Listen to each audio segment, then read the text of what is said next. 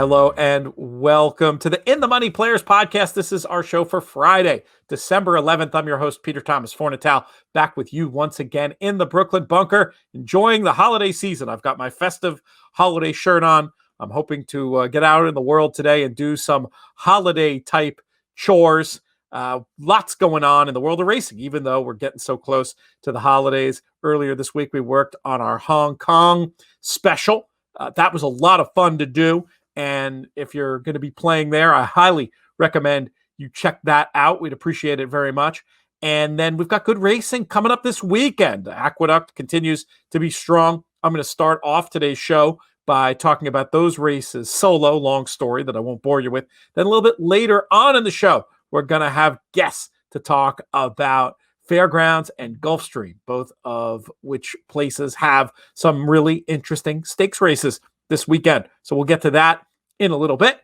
I did some writing this week. If you go over to attheraces.com, you can check out pieces I wrote about previewing essentially the Tampa Bay Downs meet, which I really had fun writing, and also Gulfstream, which was a bit more serious in tone, but was also good time to put together. I like those type of in-depth analyses, put those together mainly with the help of John Camardo. Matt Vagvolgi assisted as well, but John Camardo and his advanced stats looking at riders and trainers and trying to find a few nuggets for you all among them. Hopefully you'll dig that. You can check it out again over at attheraces.com. What else? I think we're pretty much ready for me to leap in and talk about Aqueduct this Saturday. I'm going to do this solo. Let me tell you, every time I do one of these solo, my respect grows for Matt Bernier and the way he does his show, which is, largely him talking for a lot of time. It's just so much easier when you have somebody to bounce it off to and then like take a breath and think for a minute, as opposed to just rolling with it. Now, I will say this segment, very important that I mention this, brought to you by our friends at Twin Spires and the expert picks. I'm doing the New York expert picks. We've got JK doing the California ones, and it's been a lot of fun to be involved. And it's so easy to use over on twinspires.com or the Twin Spires app. You just click the little expert picks icon, and we pop up for each race, giving you essentially a top 3 pick, sort of like a public handicapper in a newspaper in the old days, except this is the cool new video version. So right now, this is sort of my expanded version of the expert picks for the late pick 5 at Aqueduct on Saturday. But just know that you can get these for every race in New York if you like my analysis, which presumably you do if you're still listening and or watching. Anyway, pick 5 starts off with race number 5. And I was going to try to start this off using 3 runners. I like number 3, Pulpus.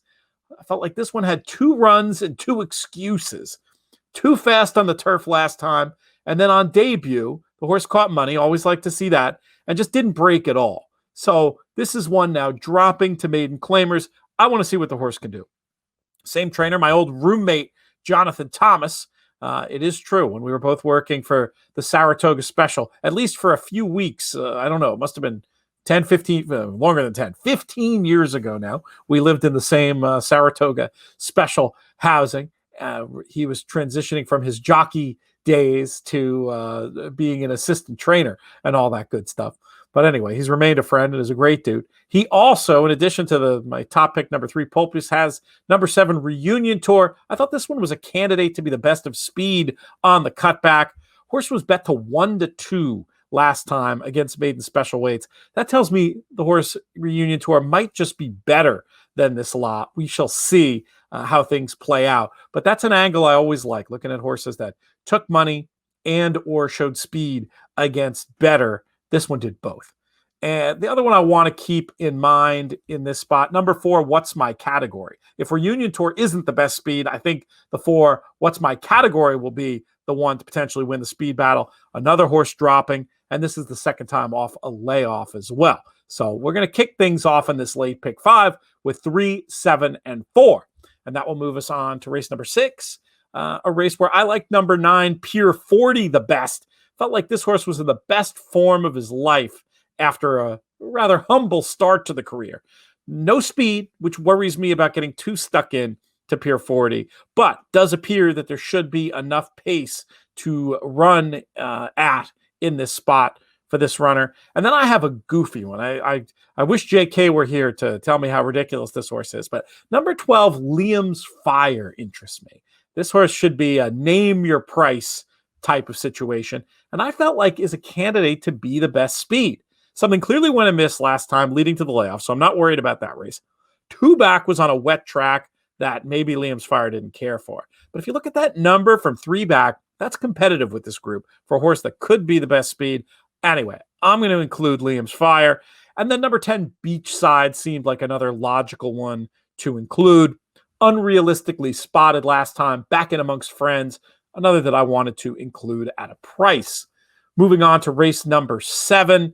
This was a race where I definitely want to press number 9, Will Sing for Wine. Felt like this horse should get a great setup, hoping they opt for the closing tactics that I think led to the improve last time. I don't want to see this one too caught up in the pace. I want to be sitting off the pace and coming with a late run. The form of Will Sing for Wine's last race is working out well, and I feel like the work tab, I don't have a clocker report, but it feels like just looking at it, solid 4 in a row works for this return to the races. Number 7, 12th Man, I want in there as a backup at least. I felt like was a candidate to be the best speed signed on here. Figure the last day was strong. The previous race, which was the win, I didn't actually love. It looked like the track might have been in 12th Man's favor there. But anyway, based on the improved figure last day, I think could be getting better. I want some 12th Man in there. And then number 6, Blind Willie McTell. That was a significant layoff last time. Has the good races to run back to. Not one to trust, but another who could benefit if they go fast up front if held up. In any event, I really like the 9. Going to use a little 7-6 also in race number 7. Race number 8, I think you can trust Mr. Buff. And obviously things didn't work out in the Cigar Mile against much, much better. I wanted to say he's back with friends, but A, I used that line before, and B, in Mr. Buff's case, it's more like sparring partners because of how he puts a beating on this division. Should get a great trip. The wheel back, that's the concern. I looked it up so you don't have to. Unfortunately, the stats for John Kimmel in this category, they don't tell us all that much. In the last 5 years, Kimmel has run back 7 runners in fewer than 10 days. 1 short-priced winner among them. 3 have hit the board. Inconclusive. My inclination is to trust Mr. Buff. If you want backups, it does seem pretty straightforward that the 3 City Man and the 6 Bankit would be the logical alternatives. And that leads us to the nightcap, a race where I really like number 2, Unbridled John, one to press up for me. Feel like this is a horse who will get a great trip on or near. Comes out the best for me on figures. 0 for 12, you don't want to over-trust the 0 for 12 type, but I think Unbridled John could break through in this spot. The interesting alternative to me was number 8, Prince Halo. Ended up down inside on a day when the rail didn't look great at Finger Lakes last time. Now back in against maiden claimers for a barn that's been doing very well in New York of late. Definitely want some Prince Halo on the tickets. And I also want some number 4 on the tickets. That's Bielefeld, the place I've actually been in Germany, sort of an industrial city. Neither here nor there, but I thought you might like to know. Anyway, Bielefeld might be the best of these. Laid on, ran okay on sloppy dirt going this distance 2 back. And I just feel like fits with this group. My line I use to close out all the Twin Spire videos is, let's hit all these late picks. And so in this case, it would be, let's hit all these late picks, 2, 8, and 4. Just a reminder, my analysis, you can find at twinspires.com or the Twin Spires app any racing day in New York. Hopefully you'll enjoy it. It's been helpful. We had a nice start to the day yesterday going 5 for 5 before the wheels fell off a little bit later in the card, but that's been such a fun project, and I've loved getting back into doing the daily handicapping. I look at New York most days, but when you're sitting there and you're making videos and you're taking notes, it takes it to another level. One of the reasons I used to love the old Public Handicapper website, that chance to put your own analysis in there, something that I'm not sure if they've fully replicated yet over on sportofkings.net, but it's worth checking out. We're checking out that site anyway. If you're an early bird watching the show when it comes out, you can maybe even play in their free contest for the Stronach 5 on Friday. Free roll to $100 site credit over on Horse Tourneys there. But you can also just check them out any day because there's lots of good contests. Folks know Chris Larmy and Scott Carson. They've got their own show as well. Chris was kind enough to come on the Stronach 5 podcast with me this week. That was cool. Last week, we actually hit one of those. We'd hit a couple before, but they'd been like, the first time we hit it, I think we cleared about $200. The second time was a little better. I think we made about 3x our money, but we finally got a nice 10x hit in the Stronach 5. Hopefully, we'll go one better today. A lot of people will be listening to this. That will have already happened, but we'll be back next week. I think Scott Carson will join us to do the Stronach 5 show. Okay, enough of my yapping. We are ready to move on to our next guest. Next up on the show, very happy to have joining us for the first time of what will hopefully be many appearances. You know his work that he does. Actually, we were talking about him before, the Twin Spires Expert Picks. He's their man in Florida. He also does, on the weekends, Brisnet Spotlight selections. You can find him on Twitter at Bogey1967. Gus Alonso, welcome to the show. How are you, my friend? Oh, great to be on, Pete. Looking forward to it. Now, I think this is the first time we've ever done a show where I'm not wearing a fedora and a guest is. I like that. Or is it more of a Panama for you there? What do we wear? Yeah, that's usually my style. I've been doing it for about 30 years going to the track, so I got to keep it going. I love it. It's good. It's good to hear. Well, you're here today to talk about this quartet of stakes races at Gulfstream on Saturday. Sounds like there might be a little rain, but I'm hoping we're not going to have any issues in terms of the turf. Before we dive into the specifics of the races, how's the championship meet been going so far? It's been going good. I mean, obviously during the week they have more lower level races, and last weekend they had the Claiming Crown, which is a real good success. Really nice card, and things really heat up this weekend. We have the 4 graded stakes with 5 total, so things are starting to heat up. It's going good. The jockeys are starting to come down. You'll see Saturday, the ones that are coming down from New York are coming in. The top guns are here now. That's right. With the way the travel's working this winter, the time that we're living in, jockeys kind of have to make a choice, and I'm sure a lot of them are going to be choosing the sunshine. Though New York did make their lives a little tricky, I think, in some respects, with how good some of the purses are up here at Aqueduct. I think our quality of racing hopefully is going to continue as well. Let's do a background question, actually, also before we dive into these races. Gus, how did you get involved in racing in the first place? Well, basically, it was my dad. I was a young kid. My dad, he dabbled a little bit in it. My grandfather was a little more of a gambler type, so he dabbled in a few things, also horse racing.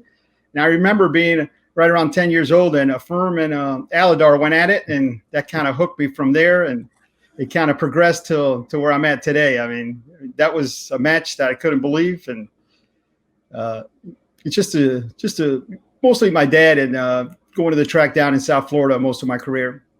Those are 2 elements. I've asked that question of hundreds of people, and there's 2 elements that typically come through. The older relative, it's not always a dad. Sometimes it's an aunt or a grandfather or an uncle, whatever it is. But there's almost always an older relative or early mentor. And then that idea of either a big score or memorable horse. So I could definitely see how Affirmed and Alidar was an indelible memory that really got racing into your blood. Sounds like you have that in common with a lot of horse players. Oh yeah. Yeah, it just takes like you said, that one big score, that one big race, that horse you attach to, and it goes on from there. And I mean, this game there's so many ways to go. It's just so much information out there. Just an amazing game. You mentioned information. What is your go-to in terms of data? What do you use to come up with your selections typically? Well, ever since switched to Brisbane back in 2017, it took me a few months to get used to it. But I'm at the point right now, I will not look back. I love the product. It's really good. I mean, it takes a little bit. It's a little bit different to get used to. But once you do, it makes a lot of sense. To me, especially if you're going to quick handicap, it's the easiest way to break down a race that you can imagine. There's a lot. We're such dyed-in-the-wool DRF guys over here, and obviously love Timeform US, but it's good to have a little bit of equal opportunity representation. I know we've got good friends over there at Brisnet, and I know there's a ton of info there, so it's good to have that represented here today. Okay, let's dive in. We're going to talk about these 4 graded stakes races. Graded stakes action kicks off in race number 4 with the grade 3 Rampart going a mile on the dirt. Gus, I'll let you start things off. Who did you come up with in here? I started off with Dream Marie. I'm going to go to the outside here. I mean, she's well traveled. I really like the confidence booster in her last race at Gulfstream Park West. I think she gets a perfect trip here. She gets an advantageous post. She's been holding her own. She's been facing nice fillies throughout the year. I think she's the one. She's a little bit of a price too, which I like. And I think she's going to come running at the end and maybe get first run on Sally's Curlin, which is also a main threat here as well. Obviously, the 5 Lutresca, the Mexican horse, she likes Gulfstream. She's a grade 2 winner to Shuvi at Saratoga. She's got a lot of speed. The one third mile here should fit her nicely. I think she's going to get a little bit of pace pressure, and I think Dream Marie sweeps by here at the end. I saw it similarly, but I went the other direction. I thought Sally's Curlin was going to get a good enough setup, even though I totally agree that Dream Marie will get the first run there. I just feel like we've got this grade 3 winner who likes the 1 turn mile. Feels like obviously it's a significant drop, and I was thinking she might be able to get it done. And I was going to ask you your opinion of Lutresca, but I, like you, think it could get a little bit tricky with a Bajan girl. Going to have to make her work every step. And even Dream Marie, depending on when she attacks, could soften her up for Sally's Curlin. That's the way I saw it, though. It's the 6 Dream Marie for Gus and the 3 Sally's Curlin for me in the grade 3 Rampart. And with that, we'll move on to race number 6, the grade 3 Sugar Swirl. We've got 6 furlongs on the dirt here for fillies, 3-year-olds and up. And I'll go first this time. I'm trying to... I thought I was being creative before I saw the morning lines, and then I realized maybe I wasn't being creative and was going to end up on the favorite with number 3, Golden Amy. Just thought this horse was so impressive last time, producing a big figure. And just looking at breeding, I was thinking this might be one who is better when it comes to the dirt, this 4-year-old filly. The price does give me a little bit of pause. Obviously, Ladies Island won. I'm going to be taking a long look at the best looking speed to me, but I'm hoping that Golden Amy is going to be able to sit just off and benefit from big pace in front and get the job done. Gus, how do you see this year's? I totally agree with you on all assessments there. I mean, her 2 races have been super impressive. The way she handled the synthetic last time. And like I said, I think she's bred even better for the dirt. And I don't think she needs the lead. If you look at her stride, I don't really think she needs the lead. She can sit right behind, last year's winner, Ladies Island. And I think she gets first run on any closer. I was expecting maybe 5-6 to 1 range. When I saw the 5 to 2, I was a little bit surprised myself. But you know what? I think the price might float up a little bit here. And maybe we might get that 3.5, 4 to 1, which would be very nice for a runner with. She seems like she's super talented. That would make me very happy, if we even just a little drift up from that. So one to pay attention to, race I'm really looking forward to on Saturday to see how that one performs. Let's move on to race number 9. We've got the grade 3 Harlan's Holiday going a mile and a 16th on the dirt for 3-year-olds and up. I'll kick this one back to you, Gus. Who do you think is going to win? I'm going to go to the outside, Tatweej. I think he's been worth the wait. Obviously, he took a long time to make it to the races, but once he's made it, he's been super talented. I mean, his races so far at Gulfstream, he's really dug in at the end. He looks like he might be the controlling speed here as well. And plus, that's a big advantage here at a mile and a 16th because we know it's the first finish line, and it's a short stretch here. I think he's going to be leading, turning into the home, and he's shown before he can dig in. Obviously, this is a bigger challenge here, stepping up with some really nice horses. But I think he's up to the challenge, and Pletcher is pointing on, has been pointing for this race. And, he's 4 years old. He'll be 5 in a couple weeks. I think if they win here, they might turn around and go right into the Pegasus. Interesting. That's a very interesting idea. He's been so carefully handled. And I mean, obviously, Pletcher's a great trainer, but we're just so used to seeing him with these precocious 2-year-olds who hit the ground running. And this one, if you just saw the PP and didn't see the trainer's name, you'd think it was more likely to be a Shug McGahee with a homebred than a Todd Pletcher trained runner. I absolutely see the case. My only concern is it is such a step up. He's got those last 2 5-furlong works that I love too. At the end of the day, I respect him. He'll be all over my tickets, but I did end up picking the 2 Fat Man in this spot. Horse with some very fast numbers to run back to, and I felt like absolutely eligible to improve second time off the long layoff, off of what was possibly a press for this.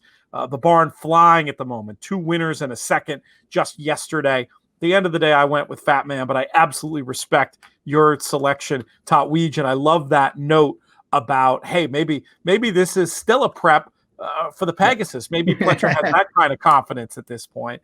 Do you see him as a potential player in that race, assuming things go well here? I'll tell you what, it all depends how he does tomorrow, but I mean, he definitely has the talent. I mean, some of the top guns have retired. So, I mean, this horse has some talent. So if he steps up tomorrow, I can definitely see him being in maybe the 8-1, 12-1 range come Pegasus Day, and he might make some noise because he's bred to get the 9 furlongs as well.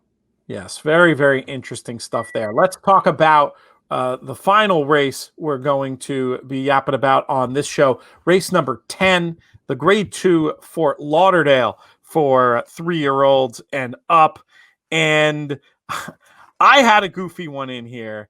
I'm hoping that there is enough pace to set it up for a late run from Spooky Channel, who might not be fast enough, but I really liked the last run. I thought that was a tough trip, getting bumped at the start and ending up chasing wide.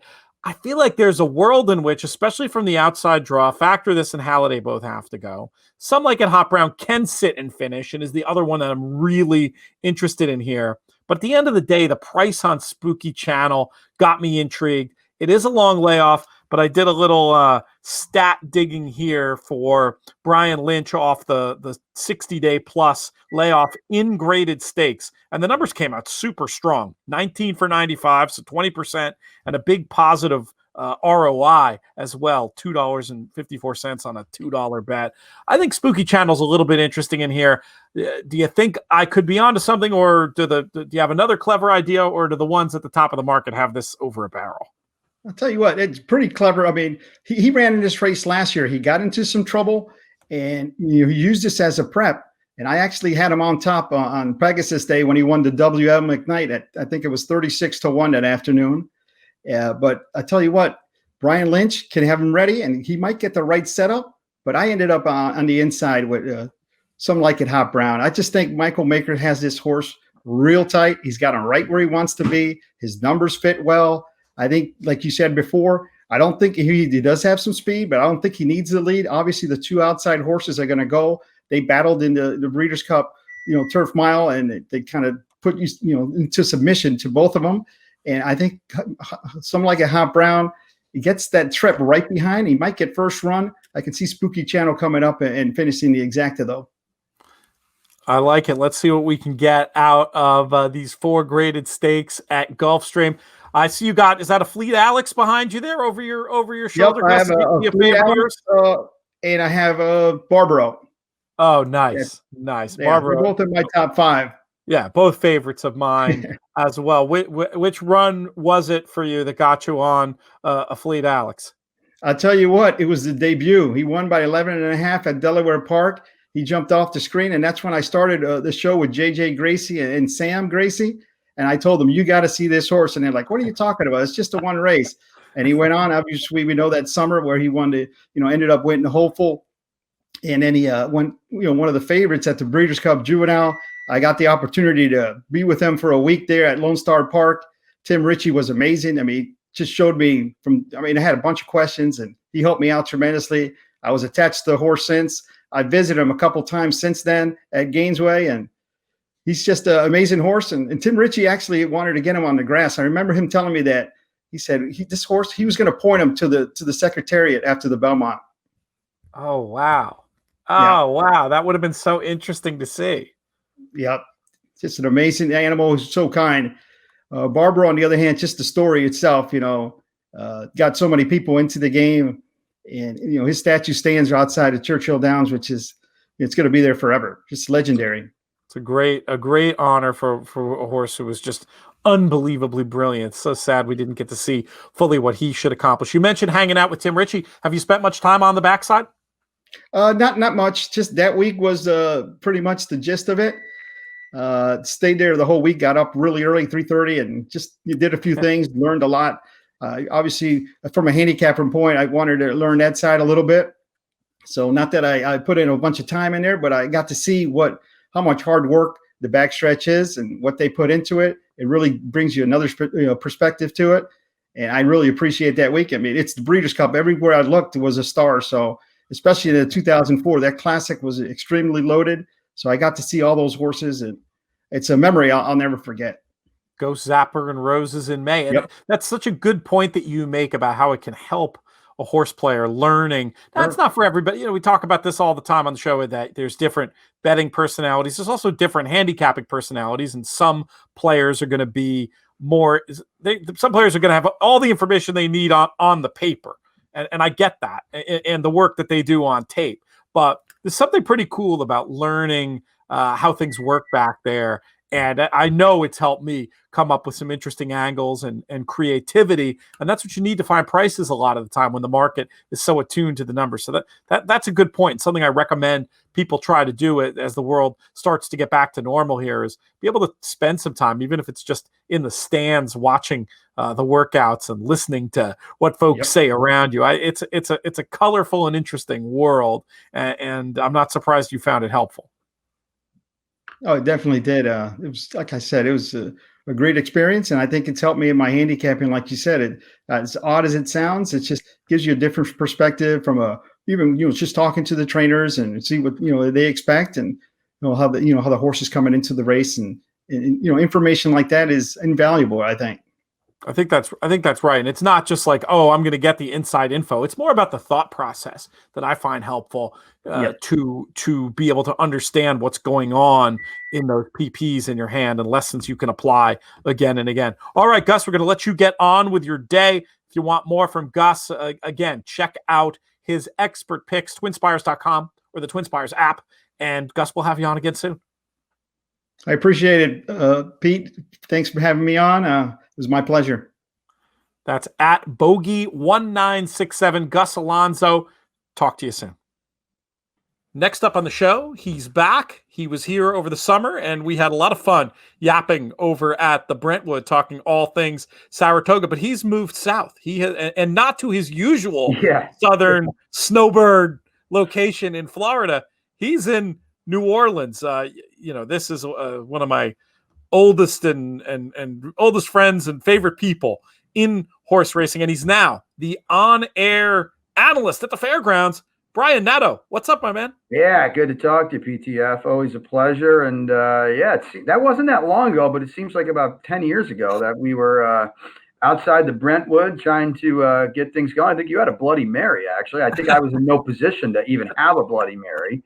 A lot of fun. I saw the technical side of you as you were like plugging wires into the mother ship there and stuff, trying to get things going. And, it's not pretty. Yeah, it's I'm having a lot of fun in New Orleans this winter, though. Not as much fun as you can have in New Orleans with the world we're living in. But Joe Kay, my good buddy, as you know him well too, brought me into the loop down here. So I'm kind of the Robin to his Batman, and we're having a lot of fun. And it's been a good meet so far. And as we're going to get into Saturday with Louisiana Bred Champions Day, a really cool card. You and I certainly see it firsthand in New That with the state breds and the great job they do up there. And it's down here too. And it's kind of that gangs all here kind of feeling. So looking forward to that on Saturday. Let's start yapping about it. We may go on some other tangents, but you covered how you got down there and what you're going to be doing. I wanted to make sure we got that going, and because of the world we're living in, I don't imagine you have too many places to tell us to go out for food and drinks and music just yet. We'll ask you that in a year. But let's talk about this. We're going to do the late pick 5, so we'll start with race number 9. As all these are Louisiana Champions Day races. This is the sprint, 6 furlongs, $100,000 in the pot. And Brian, we'll let you kick this one off. Who'd you like in here? Yeah, I mean, certainly the race goes through the defending champion of the 4, Laughing Saint Song, but it looks, at least on paper, and we know it doesn't always play out on paper as it does in the afternoon, but it looks like there's supposed to be some speed in here between Takes Two to Tango and the defending champion. And to me, something's got to give. And I know Laughing Saint Song won this race last year, pressing and kicking clear. But, Takes Two to Tango is very good. It's very lightly raced. And with Flo riding, he's not going to give anything up early. And I think Takes Two to Tango might be able to string the 4 out longer than they want. And I think it puts Birdie's Galaxy in the Cackberg seat down inside. Now, Erica Murray's going to have to work out a trip a little bit, but I think this one might just get run off his feet just enough where he kind of gets forced into that trip, Pete, and he's going to be spying the speeds. I know he blew a 2-length late lead last time, which I don't ever really like to see. But I just think from a race flow perspective, boy, he sits the right kind of trip in here. And off those 2 speeds, he punches late, gets it done. He's 4 for 7 over Fairgrounds main track, 6 for 7 in the exacta. I'm going to tab him for a little mild surprise. The one I'll throw out at a price, he'll be higher. He's got to be higher than this 4-1 morning line, is Monty Man for Ron Poche, who's kind of been a little slow to start the meet. He was second in the standings last year. But Monty Man with Beskiza is going to definitely settle off the speed. If all 3 of these guys get involved early, he might pick up a lot more pieces than maybe people think. He's 5 for 8 here. So he's kind of my sleeper. But I think Birdie's Galaxy is in a pretty good spot here to kick off this late 5. You make a compelling case for both Fauché runners. I was uncreative, and the master of the obvious here with Laughing Saint Song. The only other thing that I would say is I think, and this is not from doing like a ton of detailed tape work, it's really just from watching the race. I feel like the last was better than it looked. It just didn't look like a good rail to me on that September 19th day. And I was thinking a stalk and pounce trip could be in the offing. I was hoping not to get caught up in a speed duel. You make a case very well of why I might just be off about this, but that was my top pick. I like your case for Birdie's Galaxy as well. Let's move on to race number 10.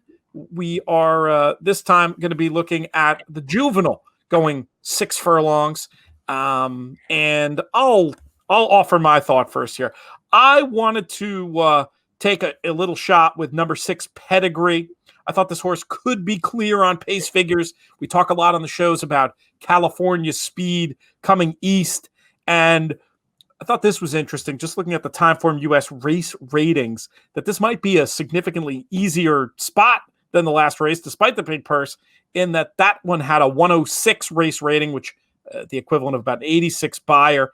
This one having an 87 race rating. I thought Pedigree was interesting. I don't know if the 5-1 is realistic. What did you think about this race, Brian? And well, I think the race certainly goes, Pete, to the 2 that haven't been running in the state bred ranks. It's obviously the 6, No Pedigree, and the 7, Sir Wellington. And the first thing I've got to mention is, as you know, and the listeners know, the Kentucky 2-year-olds can't use Lasix. And we've already seen a slew of them come to Fairgrounds, add Lasix, and really, really improve their form. It's no surprise. It is what it is.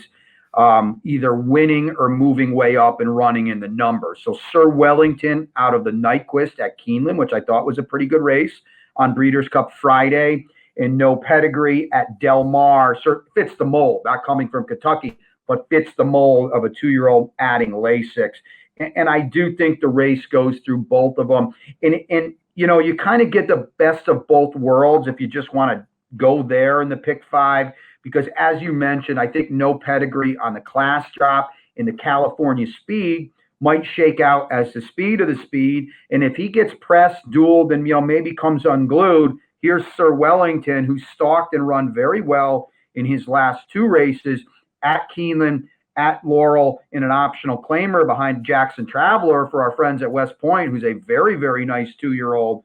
So I think you kind of bookend this field with those 2 runners. And Pete, I think if you're going somewhere else, you're really, I think you're really getting creative, because I think both of these horses are going to take a lot of beating in here. And you mentioned you're not getting 5-1 on No Pedigree. You might get 5-2. It just won't happen. You're seeing the Speakeasy behind a Wesley Ward filly that won that race, and you're seeing an open special weight where he dueled and tired on the lead. Lay 6, Brendan Walsh is very, very live early at the meet. Redham Racing, that alone is going to take money right there in and of itself. There's a lot to like about No Pedigree. I'm going to mention one horse at a big number. And right now, we don't know if he's running in this race or if he's running in the last. And I'll certainly talk about him in the last.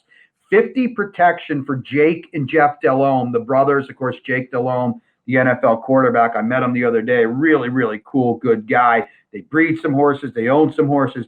I had a note on this horse early in the meet, November 27, second day of racing. He closed with some trouble. I don't know where he's going to run, but regardless, if he runs in here, I don't know if he can win, Pete, but he's a big number and he's going to get a lot of pace. I expect him to run better. If he's in the nightcap, I really like him, so I'll mention him there certainly when we get to it. Don't sleep on him at a number. I will mention Choo Choo's Legacy just for the home team. I mean, if No Pedigree or Sir Wellington weren't in here, hell, Choo Choo's Legacy would be 8-5. He's a 2-time state bred stakes winner that won for fun in both starts. The problem is, sometimes we see it in the New York bred ranks too. They've been beating up on their buddies, and now there's a couple bullies maybe coming into town. He's a cool horse to root for. Alan Landry's done a good job for him. I'll tell you what, Pete, if you're having a pop on Saturday night and you say, how the hell did Choo Choo's Legacy pay $12 in that race? Got no one to blame but ourselves. But he's a player in here. I just think he's a little against it.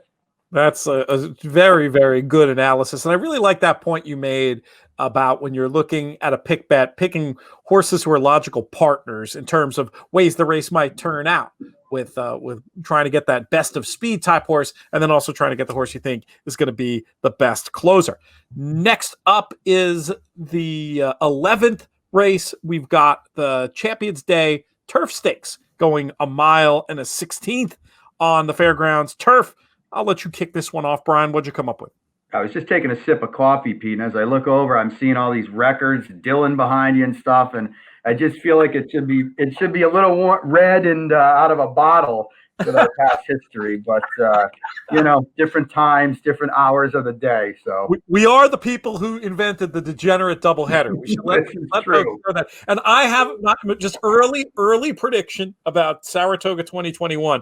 I think we're going to have the greatest degenerate doubleheader of all time. I don't know how, but I think we're going to take it to a new level. Hell or high water. Maybe we'll have a 2 or 3 day degenerate doubleheader. It is a good time. I love the text the once a year. Are you guys doing that thing again tonight? So Joe K just walked in. I think he's been at the DGDH once, I believe, too. So yeah, we will be back to battle, no doubt. But back to business. There's no doubt that the turf race here goes through 91 Assault for Tom Morley, and Tom's been in the paddock 3 or 4 times down here, so it's cool to see. And we'll give a shout out to his wife Maggie Wolfendale, who got that prestigious Best Analyst Racing and duly deserved, well deserved. So I've chatted, and Tom walked by me in the walking ring the other day, and he kind of was like, "Hey, what's happening? Like, what the heck are you doing down here?" So it was good to see him down here, and he brings a horse in here that's heck to pay. There's no doubt. 91 Assault won this race last year, is 6 for 9 over the Stahl Wilson turf course. The last 2 times he's been in with state breds, he's won easily. And Pete, budget players, if they're looking for a single in this late pick 5, he's the one. I don't think there's any doubt about it. His last 3 starts he's been in against much, much better. The Artie Schiller up in your neck of the woods at Aqueduct, the race at Laurel, and then the Oceanport at Monmouth. So certainly he's the class. He's the proven horse. The other thing, Pete, there's not a lot of other ways to go in here. I think Boudreaux Talking, very interesting. I met Keith Austin the other day. He's a younger guy. I don't know a lot about him, but just open it out on paper. He's 4 for 7 on the year. And he claimed this one off of Carl Broberg.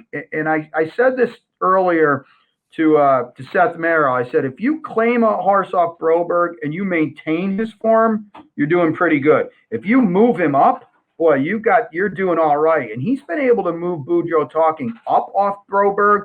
He's going to save all the ground. And I think it's important that Giroux gets aboard here too, because I think he's going to put this horse in the race early, as Flo does such a good job of doing. And I think it's going to get him first run on 91 Assault. And I'm going to just take a shot at a little upset, Pete. And I'm going to put Boudreaux Talking on top. I think if you just use the 2 or 9, you're going to get through this race. It's tough to come up with someone else. I'll mention Changey, certainly, who figures, and he's coming out of graded races. There's just I don't really like his recent form or his lack of speed, and I'm going to try to play this closer to the front. Nothing too sexy here, 2-9 for me, but I'll try for a little upset. We have it exactly the same. I mean, it's like you're reading my notes here, and I was hedging on which one to put on top. For me, it's just going to come down to price because, 91 Assault, so obvious, won the race last year without a particular setup, looks to take all the beating.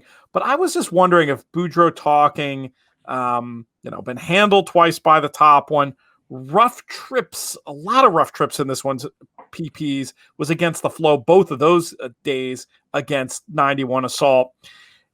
If the price is right, I'm absolutely happy to take Boudreaux Talking on top. But I think I'd want a little more than the 4-1. I think if you gave me 4-1 Boudreaux, 9-5, 91 Assault, I'd pick at 9-2. But I wonder if you'll get a little bit bigger of a price.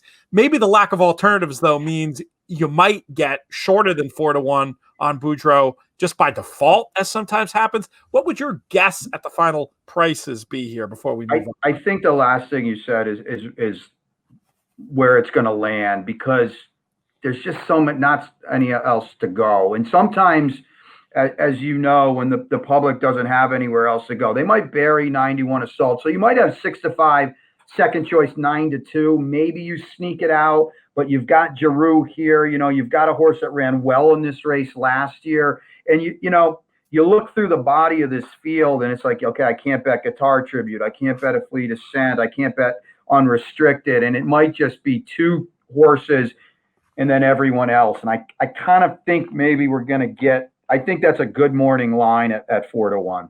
Okay. All right. Well, we'll see how it plays out on Saturday. Next up is race number 12.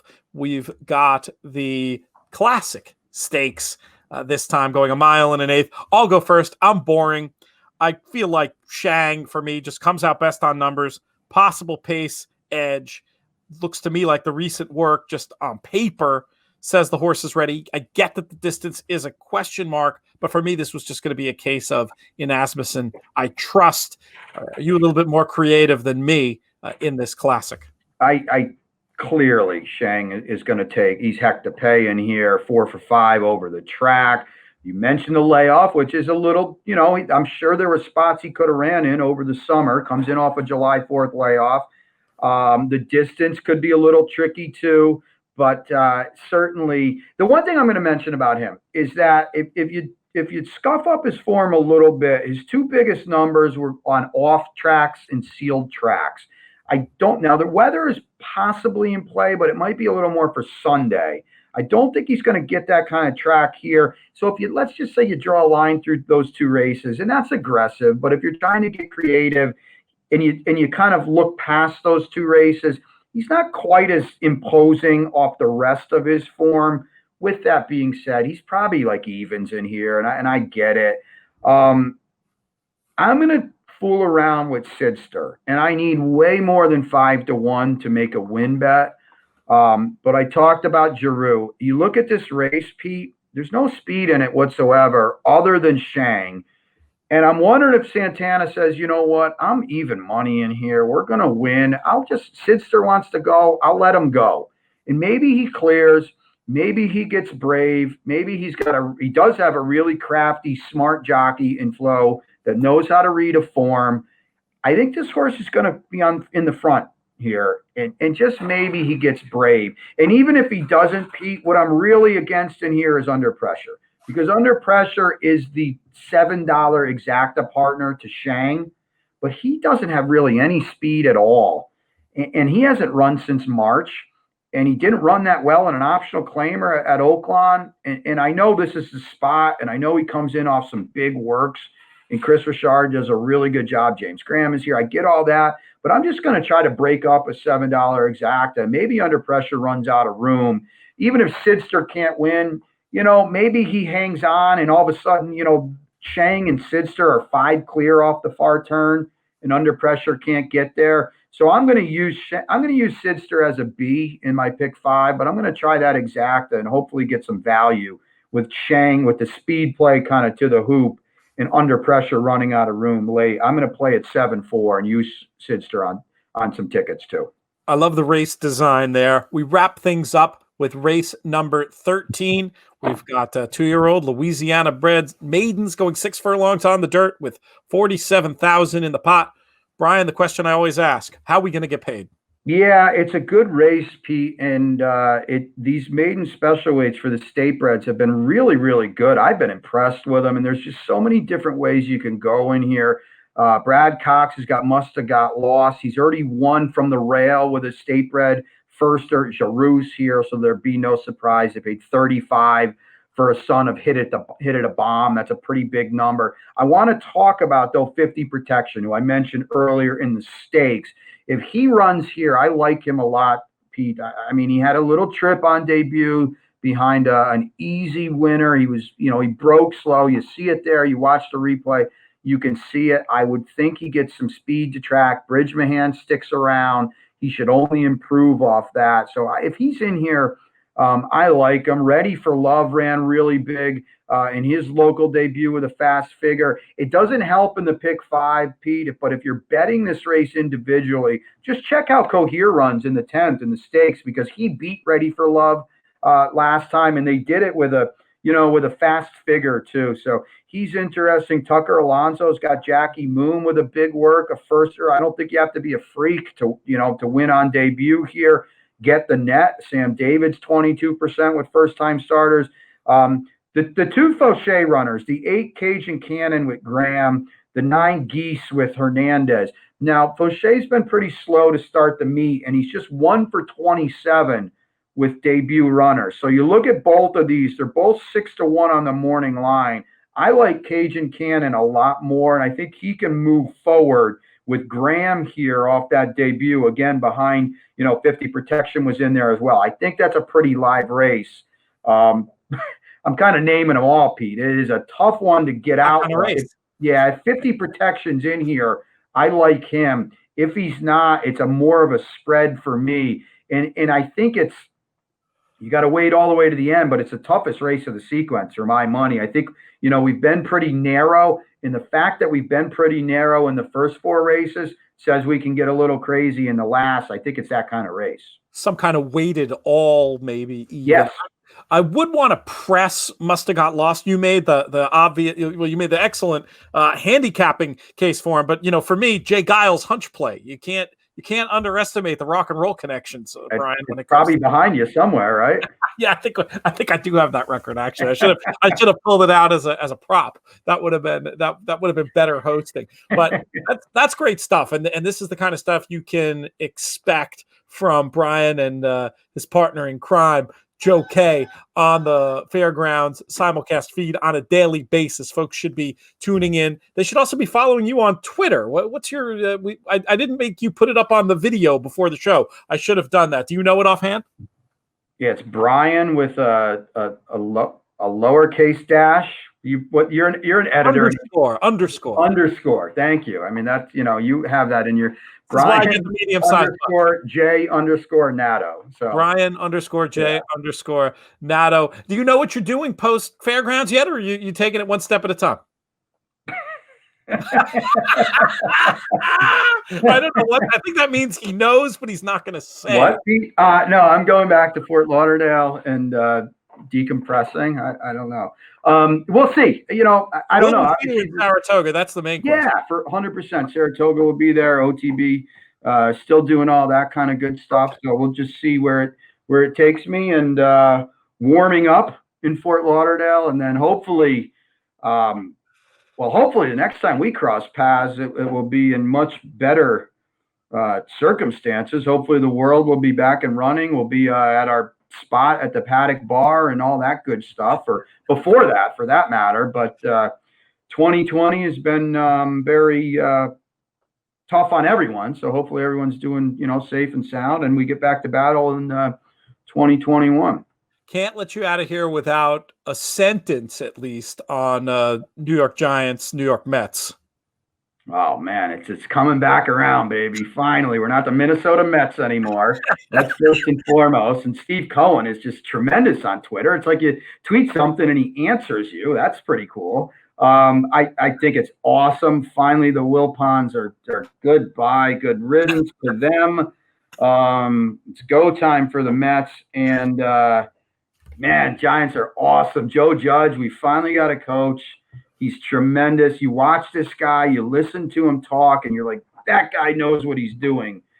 And I think I said this last week. I think we get like guilt by association because we're in the NFC East. But, man, if you've been watching the Giants the last 4 or 6 weeks, they're not an NFC East team. They're a damn good football team. And hopefully they make the playoffs because, everybody's 0-0 in the playoffs. And I'm not saying we're as good as anybody else, but I wouldn't be scared of anybody in the NFC. That's for sure. Great stuff. So good catching up with you. I really appreciate it. And it's like I always say, conversations I just want to be having anyway. We just turn them into podcasts. This is the smartest thing I did in my professional life. Brian Nadeau, Godspeed, my friend, and we'll be talking soon. All right, buddy. PTF, always good to hear from you. Good luck. We'll talk soon.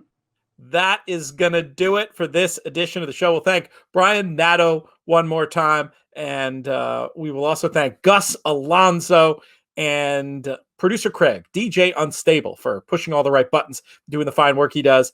Most of all, though, got to thank all of you, the listeners, especially for everybody who put us right to the top there in that ABR Best Podcast Award. Just a great honor, and I can't thank people enough for that. We're going to have a lot of great stuff coming up here through the holidays, including that we're going to do a listener appreciation episode sooner than later. I don't have the voicemail number prepared, but I will be tweeting it out.